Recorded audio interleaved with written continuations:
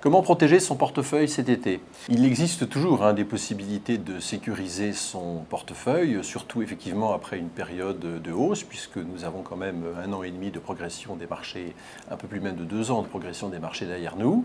On peut donc toujours céder ces titres à partir du moment où ils ont enregistré déjà une forte plus-value, en ayant quand même à l'esprit le fait que sur le plan fiscal, les conséquences ne seront pas les mêmes selon qu'il s'agit d'un compte titre ou d'un PEA et d'une assurance vie. Donc, dans la mesure du possible, mieux vaut privilégier les cessions d'actions à forte plus-value dans un PEA ou dans un contrat d'assurance vie. La question du replacement, du réinvestissement des liquidités est un autre problème. Il est clair qu'aujourd'hui, les placements monétaires ne sont plus aussi rémunérateurs qu'ils ne le furent dans le passé.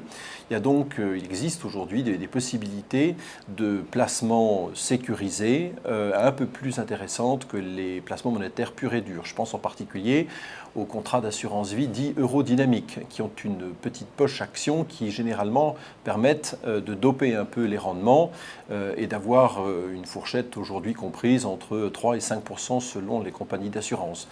Donc il y a des solutions pour réinvestir ces liquidités tout en n'étant pas totalement non plus à l'écart des marchés actions dont les perspectives s'annoncent quand même plutôt prometteuses au cours des prochaines semaines du fait d'un environnement économique meilleur et aussi de décisions de la Banque centrale européenne qui sont attendues prochainement également favorables.